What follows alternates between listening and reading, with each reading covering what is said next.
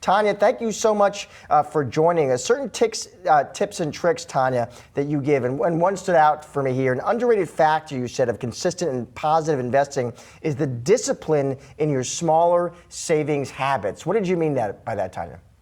Yes, absolutely. So, a lot of people want to know all the tips, all the tricks, or like, what can I do to get ahead? And it really is about your everyday behavior. So when we say your small savings habits, that looks like when you go to the grocery store and you see at the bottom of your receipt that you saved XYZ amount of money. Are you actually putting that in a savings account, or are you actually reallocating it to another expense or spending it on something else and justifying a purchase that you might not have made because you saved actual money? So it is being mindful of your day-to-day habits so that you can get ahead financially. And it starts with, taking step by step by step.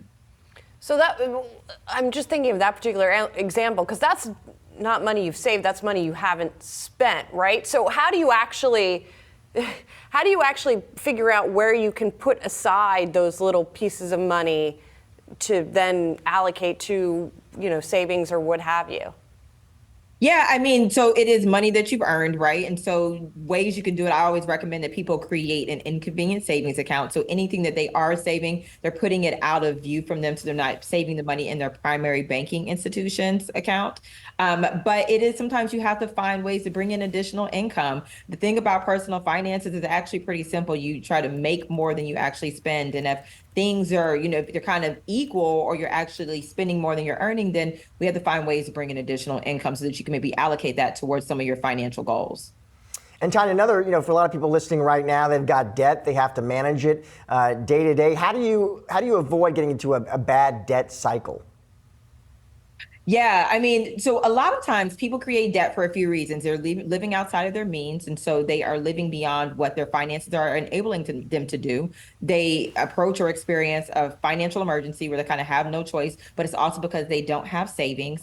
Or they're also entering in debt because they just had to make a purchase or something like that required them to spend that money. And so what I often recommend people to do is create that savings account, of course. But then also when we're looking at debt and avoiding getting into that cycle of debt, it is taking those cards out of your wallet. It really does require discipline and creating boundaries for yourself, knowing what your triggers are. One of those triggers might be if you go into a store, you're going to spend money, or if you're getting text alerts from the banks that you bank, or not the banks, but the stores that you shop with.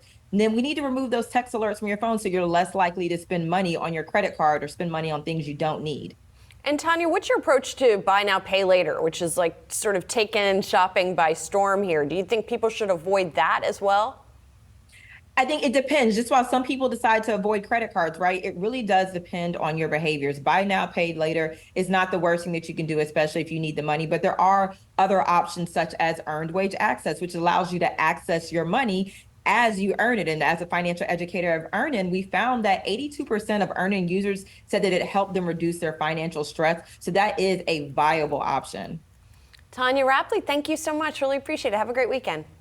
Thank you.